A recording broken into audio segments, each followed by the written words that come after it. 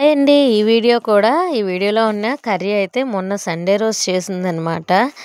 ఇంకా నేను video edit చేసి పోస్ట్ చేసినప్పటికైతే కొంచెం టైం పడుతుంది. ఇంకా ఆ రోజైతే నేను పులావ్ అండ్ ఈ మసాలా బంగాళదుంప బీన్స్ కర్రీ అయితే చేశానని చెప్పాను కదా! ఆల్రెడీ పులావ్ వీడియో అయితే నిన్న అప్లోడ్ చేశాను. ఎవరైనా చూడకపోతే ఒకసారి చూసేయండి. లాంగ్ వీడియో అయితే పోస్ట్ చేశాను. ఇంక ఈ కర్రీ ఎలా చేశాననేది అయితే మీకు ఫుల్ ప్రాసెస్‌లో చెప్తాననమాట. ఇక్కడ బంగాళదుంపలు, ఈ బీన్స్ అయితే మా అత్తయ్య మొన్న మార్కెట్‌కి వెళ్ళేటప్పుడు తీసుకున్నారంట. పచ్చివి కాదు, జస్ట్ డ్రై చేసేసిన బీన్స్. ఇవి నానబెట్టుకొని మనం కూర అయితే చేసుకోవాలి. మేమైతే ఎప్పుడూ తీసుకోలేదు. ఇంకా మా అత్తయ్య అయితే ఆ కూరగాయలావిడ వాళ్ళ ఫ్రెండ్ అంట. ఇంకా బావుంటాయి తీసుకెళ్ళని చెప్పడంతో మా అత్తయ్య తీసుకొనొచ్చారంట. ఈ బీన్స్ కర్రీ ఈరోజు వండుతామని చెప్పేసి ముందు రోజు నైట్‌కే వాటర్ ఏసి నానబెట్టాము. చిన్న బీన్స్ ఎలా ఉంటాయో అంతే ఉన్నాయి. కానీ నానేటప్పటికి ఎంత పెద్దవయితాయని మేమే ఎక్స్‌పెక్ట్ చేయలేదు. ఇవి ఉడుకుతాయో ఉడకవో అని చెప్పేసి ఇంకా బంగాళదుంపలు కర్రీ కోసం అయితే ఉడకబెట్టాలి కదా! బంగాళదుంపలు ఒకసారి కడిగేసి గిన్నెలో అయితే 2 ముక్కలుగా కట్ చేసుకొని ఉడకబెట్టాము.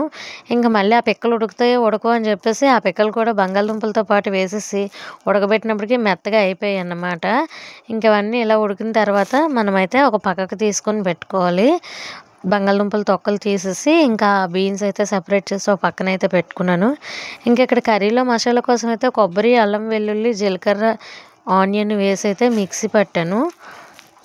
ఇంకా ఎలా చేశానంటే ఈ కర్రీ ఫస్ట్ అయితే కడాయి పెట్టుకొని ఆయిల్ అయితే వేసుకొని ఉల్లిపాయలు, పచ్చిమిర్చి అయితే వేసుకొని బాగా ఫ్రై చేయాలి. ఇంకా వాటితో పాటు కరివేపాకు కూడా వేసుకోవాలి. ఈ ఉల్లిపాయలు, పచ్చిమిర్చి, కరివేపాకు బాగా ఫ్రై అయిన తర్వాత నేనైతే మీడియం సైజు టమాటాలు అయితే ఒక 2 అయితే తీసుకున్నాను. అవి చిన్న ముక్కలుగా కట్ చేసి టమాటాలు కూడా వేసుకొని టమాటాలో ఉప్పు వేసి టమాటాని అయితే బాగా మగ్గించుకోవాలి. మగ్గించుకున్న తర్వాత మనం ఆల్రెడీ మసాలా పేస్ట్ అయితే ఆడానని చెప్పాను కదా! ఆ మసాలా పేస్ట్ అయితే వేసేసి బాగా కలిపి ఇంకా మసాలాలో నుంచి కొంచెం ఆయిల్ పైకి తేలేంత వరకు ఉంచితే మనకు మసాలా వేగిపోయినట్లే. తర్వాత మనం పీల్ చేసి పెట్టుకున్న బంగాళదుంపలు అయితే వేసేసేయాలి. ఇంకా నేను బంగాళదుంపలు కొంచెం పెద్ద ముక్కలుగానే ఉంచుకున్నాననమాట. ఇంకా ఆల్రెడీ బాయిల్ చేసినవి కాబట్టి మరీ చిన్న ముక్కలుగా చేస్తే ఇంకా పేస్ట్‌లా అయిపోద్ది కర్రీ అని చెప్పేసి ఇలా కొంచెం పెద్ద ముక్కల్లాగే ఉంచుకొని ఇంకా బంగాళదుంపలు అయితే వేసి బాగా కలిపేసి ఇంకా బంగాళదుంపలకి మసాలా అయితే బాగా పట్టించాను. పట్టించిన తర్వాత మూత పెట్టేసి ఒక 5 మినిట్స్ అయితే ఉంచేస్తే మనకి బంగాళదుంపల్లో పడి ఆయిల్ అయితే పైకొస్తది. ఆ టైంలో మనం ధనియాల పొడి, కొంచెం కారం అయితే వేసుకొని కొంచెం మసాలా మనం పట్టాం కదా! ఆ మిక్సీలో మసాలా వాటర్ ఉంటే మిక్స్ చేసేసి వేసేసాననమాట.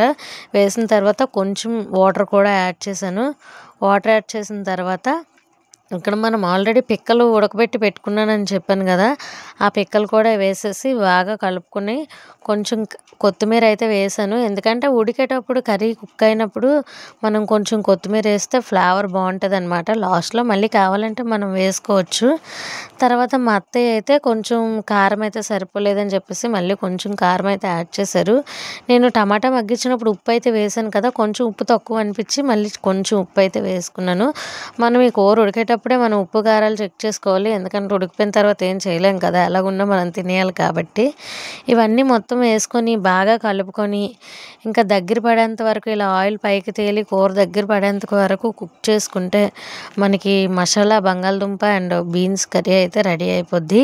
ఈ పెద్ద బీన్స్‌తో నేను చేయడం కర్రీ ఇదే ఫస్ట్ టైం అనమాట. నేను ఇప్పటివరకు అంత చిన్న బీన్స్ ఎలా పెద్దవయ్యాయో కూడా నాకు అసలు అర్థం కాలేదు. నేను ఈసారి నెక్స్ట్ వీడియోస్‌లో చూపిస్తాను. ఇంకా ఫ్రిడ్జ్‌లో ఉన్నాయి ఆ బీన్స్, డ్రై బీన్స్. మీకు ఎంత సైజు ఉన్నాయో అవి నానబెడితే ఎంత అయ్యాయో కూడా మీకు తేడా అయితే చూపిస్తాను.